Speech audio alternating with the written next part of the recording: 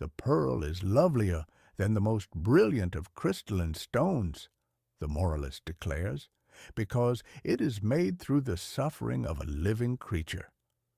About that I can say nothing, because I feel none of the fascination of pearls. Their cloudy luster moves me not at all, nor can I decide for myself upon that age-long dispute whether the pearl of love is the cruelest of stories or only a gracious fable of the immortality of beauty. The story is laid in North India, which is the most fruitful soil for sublime love stories of all the lands in the world. It was in a country of sunshine and lakes and rich forests and hills and fertile valleys, and far away the great mountains hung in the sky, peaks, crests, ridges of inaccessible and eternal snow. There was a young prince, lord of all the land, and he found a maiden of indescribable beauty and delightfulness, and he made her his queen and laid his heart at her feet. Love was theirs, full of joys and sweetness, full of hope, exquisite, brave, and marvelous love beyond anything you have ever dreamt of love.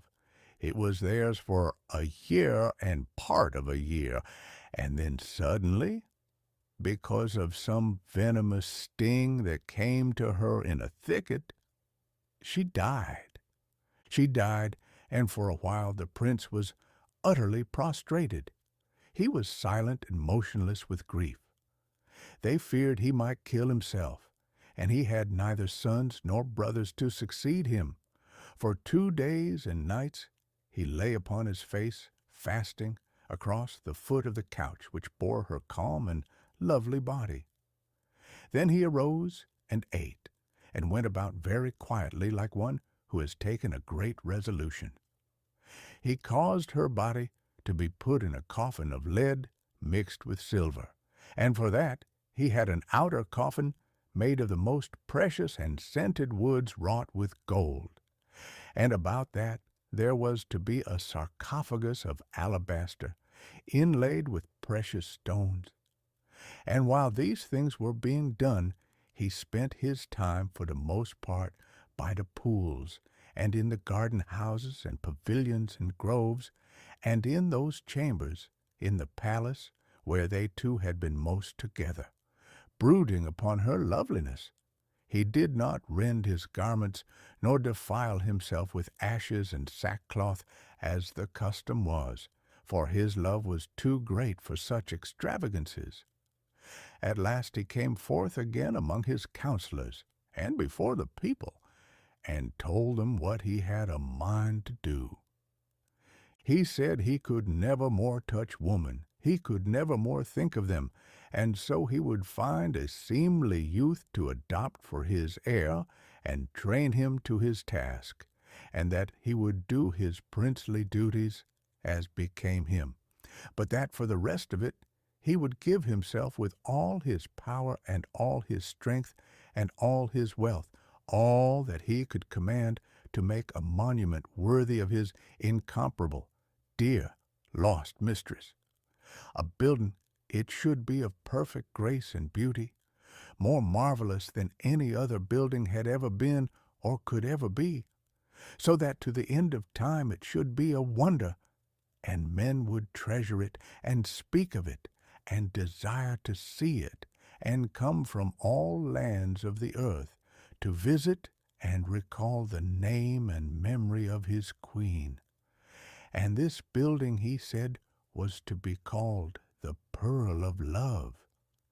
And this his counselors and people permitted him to do. And so he did. Year followed year, and all the years he devoted himself to building and adorning the Pearl of Love. A great foundation was hewn out of the living rock, in a place whence one seemed to be looking at the snowy wilderness of the great mountains across the valley of the world.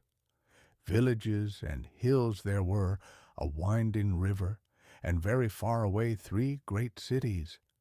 Here they put the sarcophagus of alabaster beneath a pavilion of cunning workmanship, and about it there were set pillars of strange and lovely stone, and wrought and fretted walls, and a great casket of masonry, bearing a dome and pinnacles and cupolas as exquisite as a jewel. At first, the design of Pearl of Love was less bold and subtle than it became later. At first it was smaller and more wrought and encrusted. There were many pierced screens and delicate clusters of rosy-hued pillars, and the sarcophagus lay like a child that sleeps among flowers. The first dome was covered with green tiles, framed and held together by silver, but this was taken away again because it seemed close, because it did not soar grandly enough for the broadening imagination of the prince. For by this time he was no longer the graceful youth who had loved the girl queen. He was now a man, grave and intent, wholly set upon the building of the Pearl of Love. With every year of effort he had learnt new possibilities in arch and wall and buttress. He had acquired greater power over the material he had to use, and he had learnt of 100 stones and hues and effects that he could never have thought of in the beginning. His sense of color had grown finer and colder. He cared no more for the enameled gold-lined brightness that had pleased him first, the brightness of an illuminated missal. He sought now for blue coloring like the sky, and for the subtle hues of great distances, for recondite shadows and sudden broad floods of purple opalescence, and for grandeur and space. He wearied altogether of carvings and pictures and inlaid ornamentation and all the little careful work of men. Those were pretty things, he said of his earlier decorations, and had them put aside into subordinate buildings where they would not hamper his main design. Greater and greater grew his artistry. With awe and amazement, people saw the Pearl of Love sweeping up from its first beginnings to a superhuman breadth and height and magnificence. They did not know clearly what they had expected, but never had they expected so sublime a thing as this. "Wonderful are the miracles," they whispered, "that love can do." And all the women in the world, whatever other loves they had, loved the prince for the splendor of his devotion. Through the middle of the building ran a great aisle, a vista, that the prince came to care for more and more. From the inner entrance of the building, he looked along the length of an immense pillared gallery and across the central area from which the rose-hued columns had long since vanished. Over the top, the pavilion under which lay the sarcophagus, through a marvelously designed opening, to the snowy wilderness of the great mountain, the Lord of all mountains, 200 miles away. The pillars and arches and buttresses and galleries soared and floated on either side, perfect yet unobtrusive, like great archangels waiting in the shadows about the presence of God. When men saw that austere beauty for the first time, they were exalted, and then they shivered, and their hearts bowed down. Very often would the prince come to stand there and look at that vista, deeply moved and not yet fully satisfied. The Pearl of Love had still something for him to do, he felt, before his task was done. Always he would order some little alteration to be made, or some recent alteration to be put back again. And one day he said that the sarcophagus would be clearer and simpler without the pavilion. And after regarding it very steadfastly for a long time, he had the pavilion dismantled and removed. The next day he came and said nothing, and the next day and the next. Then for 2 days he stayed away altogether.